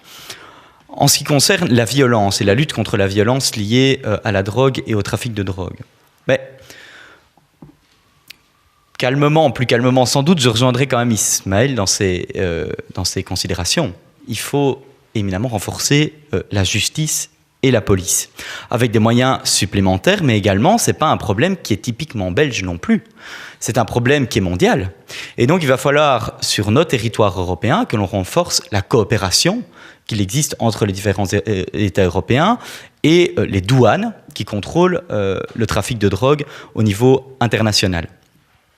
D'ailleurs, la Commission européenne en a fait un principe prioritaire dans son Work Programme de 2024. Alors, il faut tout de même dire, et c'est vrai, que les 2 derniers gouvernements successifs ont désinvesti massivement la police et la justice. Ce n'est pas une attaque politique que de le dire, c'est un fait. Alors, je veux bien que les députés n'ont pas toute l'influence possible et nécessaire dans le débat politique. Je le sais, je travaille avec eux et je travaille avec des députés en plus de l'opposition. Donc, et ils ne sont que 2, donc l'influence est réduite. Et donc, même si on a une volonté de s'attaquer à un certain nombre de sujets, on peut les influencer, mais on ne prend pas la décision. Par contre, pardonnez-moi, quand on a un Premier ministre qui est de son parti politique, là, le pouvoir d'influence est un petit peu plus conséquent. Donc là, l'orientation vers un refinancement de la police et de la justice aurait pu être un peu plus conséquent. Maintenant, il faut rendre à César ce qui est à César aussi. C'est-à-dire qu'en 2022, il y a eu un nouveau plan, Stromplan XXL, qui a été présenté par M. Van Quickenborne et M. Verlinden, pour refinancer massivement la police judiciaire et la justice. Le problème étant que quand ce plan a été présenté, alors on ne peut pas résoudre tous les problèmes en une seule fois, mais les procureurs généraux, notamment le procureur général de l'UMUL, qui est assez reconnu, disaient que ça n'allait pas être suffisant et que ça n'allait pas inverser la tendance, notamment au port d'Anvers. Port d'Anvers, on le sait, qui est une plaque tournante du trafic de drogue et d'autres trafic d'armes et d'êtres humains, même, aussi maintenant, en Belgique. Alors oui, il y a eu 108 douaniers supplémentaires qui ont été engagés et il y a eu des investissements, en effet, comme je l'ai dit, en police et la justice, mais ce n'est pas suffisant et il va falloir aussi raccourcir les délais de procédure de recrutement d'un certain nombre de magistrats, parce que c'est ce qui pose problème à l'heure actuelle, c'est-à-dire qu'on a la bonne volonté de vouloir engager beaucoup de magistrats, mais ces magistrats arrivent bien trop tard, des années après, lorsque l'on sait qu'en 10 ans, la chiffre de saisie de cocaïne a fait x17 au port d'Anvers. Et donc, il faut que ces procédures de recrutement aillent beaucoup plus vite. Il faut que ça aille beaucoup plus vite parce que le milieu judiciaire, et on l'a vu, c'est peut-être pas dans le trafic de drogue, mais dans le trafic d'armes, notre parti a interpellé à plusieurs reprises le gouvernement récemment là-dessus, augmente. Et la justice est assez unanime sur le fait de dire que notre État est en train de virer vers un narco-État si l'on ne refinance pas nos services de police et d'enquêteurs. Et donc, c'est une décision politique de dire qu'il va falloir, à un moment donné, se dire que 110 douaniers et 80 magistrats supplémentaires n'est pas suffisant et qu'il va falloir choisir, dans les budgets fédéraux, d'assurer la sécurité de notre État ou de ne pas le faire, mais alors il va falloir en assumer sévèrement les conséquences, et on l'a vu encore hier à Bruxelles. Donc voilà. Sans un réinvestissement massif de la justice et de la police, selon notre parti, nous ne lutterons pas efficacement contre la violence qui a lieu au sein des milieux de trafic de drogue, et qu'il faut un encadrement légal qui ne nie pas le problème de production de la drogue. Maintenant, tout dépend évidemment de quelle drogue on parle, mais en ce qui concerne le cannabis, oui, je le répète, il faudrait que l'État encadre bien plus sa production, mais on y reviendra. Voilà, je vous remercie. Merci. Donc oui, Madame Hugon, pour terminer ce tour de parole. Merci. Ça fonctionne comme ça ? Oui. Mais je vais répondre à vos questions tout en réagissant à certaines choses que j'ai déjà entendues. Moi, j'ai compris que vous liez les deux questions de légalisation, réglementation et violence et sécurité. Je pense que c'est très pertinent parce que, à mon sens, légaliser et réglementer la filière du cannabis, c'est déjà en partie une réponse, en fait, qui permet d'augmenter la sécurité, puisqu'on retire, ou en tout cas on diminue fortement l'influence des mafias, des cartels, pour qui le cannabis est une source de revenus très importante. Alors on a beaucoup parlé des moyens, du fait qu'il fallait refinancer la police et la justice. D'une part, le budget de la justice a quand même largement augmenté depuis 2020, donc ça, je dois quand même le souligner rapidement. D'autre part, il y a bien sûr des questions de combien de moyens, il y a aussi ce qu'on fait avec ce qu'il y a déjà. Donc ça, ma collègue l'a rappelé, les services de police, la justice, toute la chaîne pénale jusqu'aux prisons sont totalement encombrés par des infractions qui n'ont plus lieu d'être. Et donc, vraiment, si on revient à la première question, on sort toute une série de choses du champ pénal, ça dégage déjà pas mal de moyens pour pouvoir s'attaquer à des choses qui sont réellement problématiques et qui, elles, en effet, relèvent du champ pénal. Dans les auditions que nous avons eues récemment, à nouveau, j'ai eu l'occasion de poser à la police judiciaire la question de savoir dans quelle mesure les cartels et la grande criminalité liée à la drogue avait besoin des petites infractions de drogue pour être poursuivies. Ils nous disent, effectivement, il y a presque toujours d'autres infractions associées, que ce soit des infractions de criminalité économique et financière, du blanchiment, je ne sais pas quoi d'autre, de la corruption, différentes formes de violence contre les personnes ou autres. Donc, la police judiciaire proposait comme axe pertinent vraiment des questions de suivre l'argent, de renforcer la lutte contre la criminalité économique et financière. C'est évidemment quelque chose que les écologistes soutiennent de très longue date, et donc renforcer les moyens de la justice économique et financière. Un parquet financier, je sais que Défi est d'accord avec ça et le porte également, notamment, mais en tout cas immuniser des moyens qui permettent de lutter réellement contre des comportements violents et nocifs pour la société. Ça peut aller par plus de moyens, ça peut aussi aller par faire bouger des moyens qui existent déjà aux endroits où on en a réellement besoin. Pour répondre alors à la question sur le positionnement d'écolo par rapport à une filière réglementée par l'État, contrôlée par l'État, donc nous soutenons les écolos l'autorisation et la réglementation de l'ensemble de la filière de production et de distribution du cannabis, ainsi que, bien sûr, la consommation, ça a été dit. Une balise importante pour nous, c'est qu'il n'y ait pas un but lucratif, donc c'est-à-dire, ça va, par la force des choses, si ça se mettait en place, générer certains revenus pour l'État sous forme d'accise ou autre. En tout cas, il faudrait, à notre sens, qu'il n'y ait ni publicité, ni but lucratif, ni bien sûr pousser à la consommation, ce serait l'inverse de ce qu'on veut. Mais par contre, ça permet de soumettre les producteurs, les officines de vente, les consommateurs à des règles strictes, des règles claires. Ça permet de contrôler les produits. Pour l'instant, quand on est un peu quand on est obligé d'être dans l'illégalité, ça permet aussi d'avoir des produits qui sont de plus en plus nocifs, avec des taux de THC, par exemple, qui sont très élevés. Voilà, il y aurait, par l'intervention de l'État, nous pensons que c'est son rôle également, moyen à la fois lutter contre des comportements violents et des filières qui utilisent ceci comme des sources importantes de revenus, et d'avoir une filière qui est beaucoup plus sécure pour les consommateurs. Voilà. Très bien, un grand merci. Donc je vais vous laisser réagir, mais je propose qu'on enchaîne directement sur la troisième question qu'on a déjà quand même pas mal abordée. Et donc je vous laisserai commencer par répondre, Madame Marguem, si vous avez le temps, et vous pourrez réagir. Donc c'est voilà, la troisième question que je voulais vous poser, c'était justement sur cette réglementation du cannabis que chez nous, au CAL, on préconise aussi à travers la réglementation par l'État de la filière de production et de vente. Qu'au CAL, en fait, on envisage même pour tous les produits psychotropes, mais on en a fait également une disposition particulière dans notre proposition de loi sur le cannabis. Voilà, je vais vous laisser répondre sur cette question. J'ai déjà répondu, et tout tourne autour de la question de savoir si on estime que l'État donc a un rôle à jouer dans cette production et cet encadrement. Et donc ma réponse pour l'instant, je dis bien pour l'instant, elle peut évoluer, est non. Et je ne suis toujours pas convaincu que c'est le rôle de l'État, puisque l'État ne le fait pas pour d'autres substances addictives. Ça ne veut pas dire que c'est une raison de ne pas le faire pour celle-là précisément, mais l'État donc a vocation à réagir ou à régir l'ensemble des comportements d'une société donnée. Et dans cette société, il n'y a pas que les gens qui ont des addictions, il y a les autres aussi.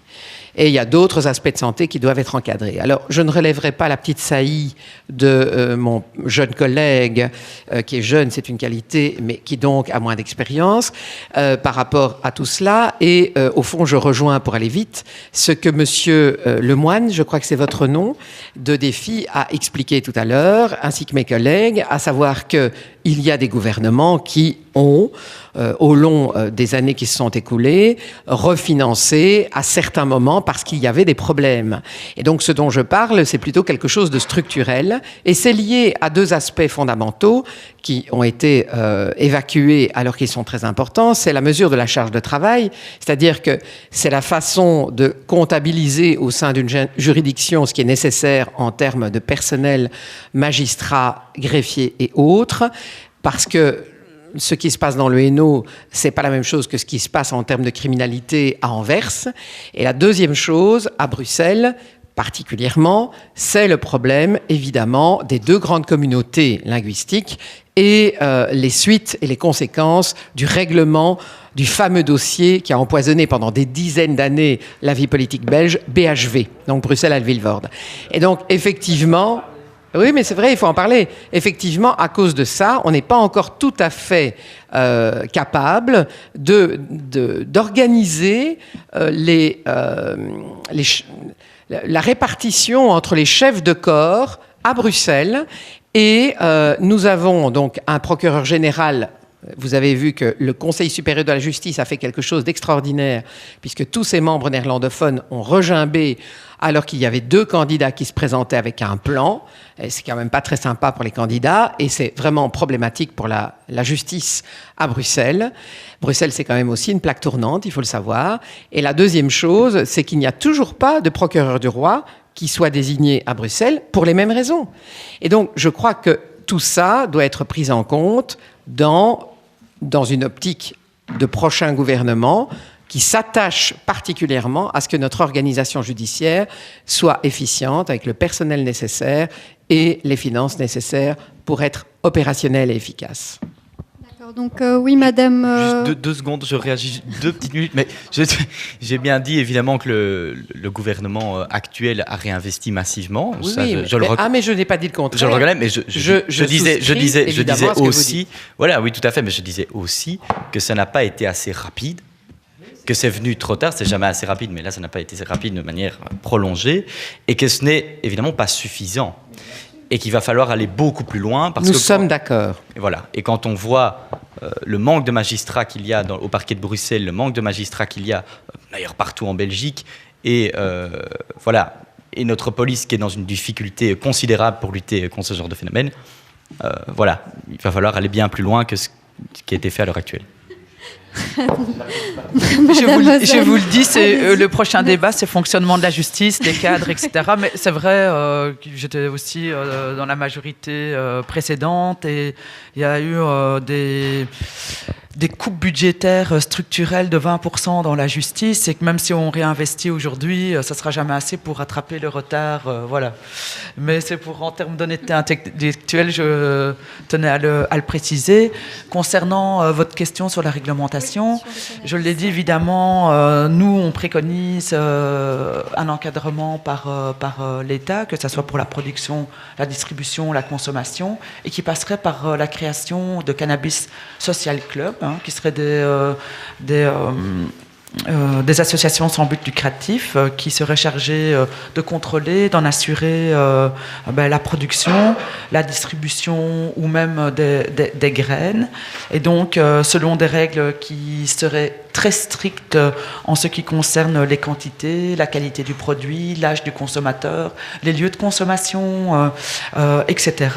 Et donc, ces structures joueraient également un rôle de prévention et d'information par rapport aux usagers qui fréquenteraient le lieu. Et juste pour en terminer, pour céder la parole aux autres participants, je pense que c'est d'autant plus important de légaliser parce qu'on va se retrouver enclavé, c'est-à-dire enclavé avec la Hollande, l'Allemagne qui avance sur le sujet, le Luxembourg, en sachant qu'on est en plein milieu et qu'en plus on a un port, le port d'Anvers.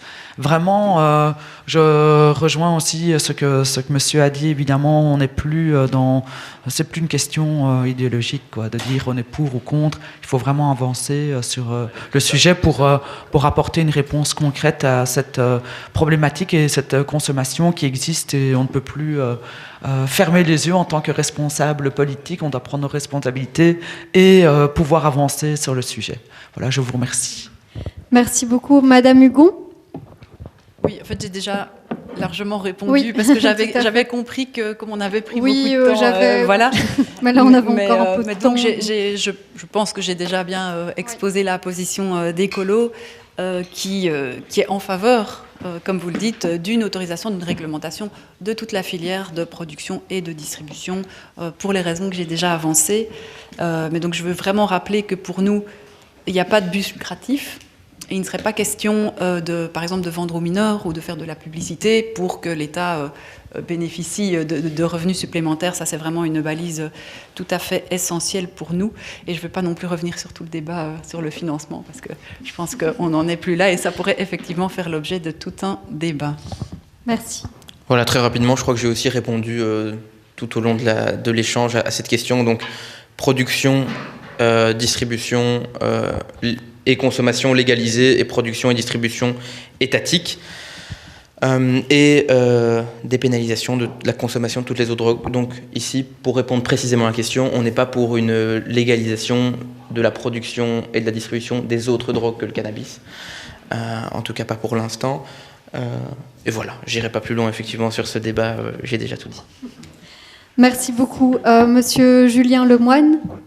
Oui, alors nous, comme on l'a dit, pour la dépénalisation de la possession, de la consommation, en ce qui concerne strictement le cannabis, la dépénalisation de certaines formes de production, c'est bien de certaines formes, doit aussi avoir lieu et remplacée par des canaux qui soient juridiquement réglementés. Et ces canaux légaux, ça doit être resté en fait l'apanage de l'État. Bon, concrètement, comment est-ce que ça pourrait se passer en ce qui concerne le cannabis ?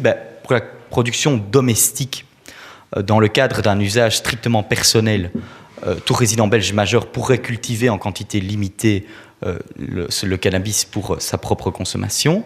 Mais pour ceux, et ça c'est le supplément qu'on apporterait, qui ne peuvent pas ou ne veulent pas cultiver chez eux ce genre de produit, eh bien, ils pourraient confier la gestion de cette production de plants à des cannabis social clubs qui seraient constitués en petites ASBL et enregistrés et agréés à ce moment-là par l'État et qui disposeraient d'une licence de vente du cannabis. Ça permettrait un encadrement qui serait beaucoup plus efficient et réglementé. Mais alors ces CSC, évidemment, n'auraient pas pour objet de faire la publicité et il serait également interdit la production de cannabis médical dans ces CSC.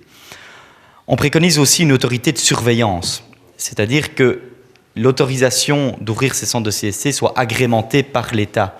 En fait, ce que je trouvais dans le débat qui était un petit peu spécial, c'est qu'on avait l'impression d'entendre que l'État allait être le producteur lui-même du cannabis. Non, c'est pas ce qu'on propose. Ce qu'on propose, évidemment, c'est pas que je l'ai dit, que l'État produise comme la monnaie le cannabis pour le distribuer à ses citoyens.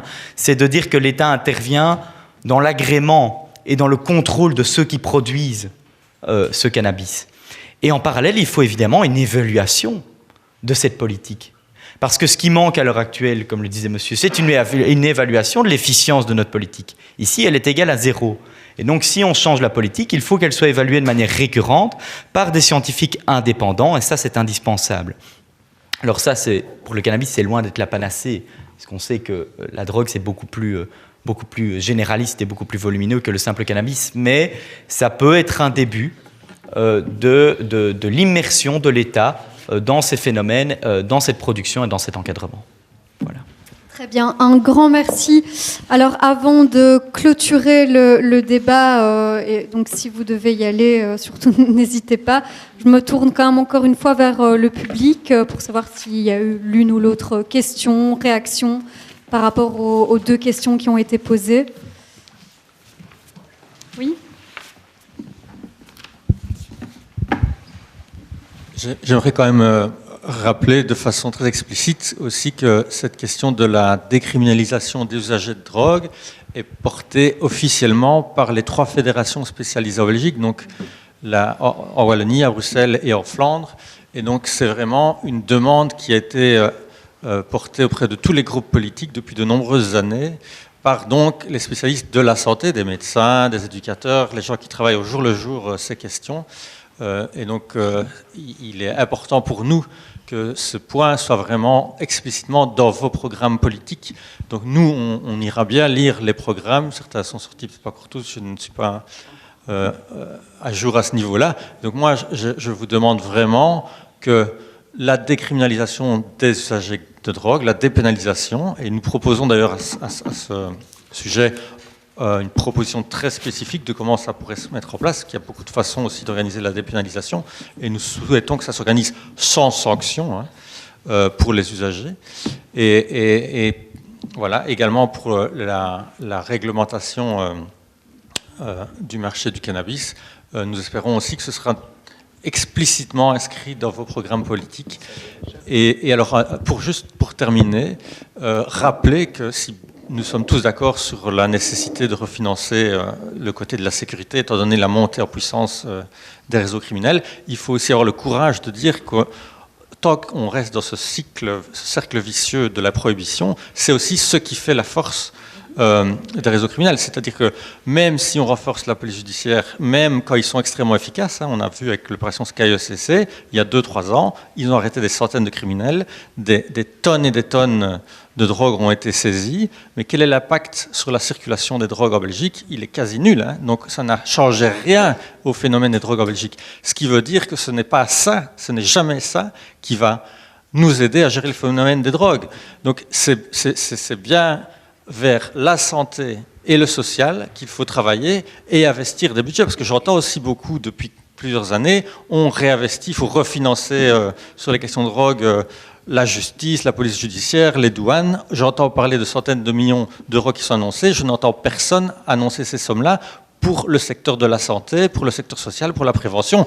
Parce que là, je vous entends être tous d'accord sur cette importance, mais moi, j'attends de voir vraiment les investissements qui seront faits et s'ils seront comparables aux chiffres annoncés du côté de la sécurité. Merci. Juste petite précision, monsieur, parce que je suis peut-être naïve, mais encore optimiste pour faire aboutir ma proposition sous cette législature. Donc, normalement, j'aimerais bien qu'elle ne soit plus dans le programme, vous voyez. Très bien, on va terminer sur cette note positive, alors, enfin, en tout cas optimiste. Je vous remercie beaucoup à toutes et tous pour vos interventions. Donc, Julien Lemoine, Ozen Olzem, Claire Hugon, Marie-Christine Marghem qui n'est plus là et Ismaël Nuino. Je vous dis à toutes et tous à la semaine prochaine, puisqu'on organise un autre Midi Pile, cette fois sur l'inscription de la laïcité dans la Constitution. Voilà.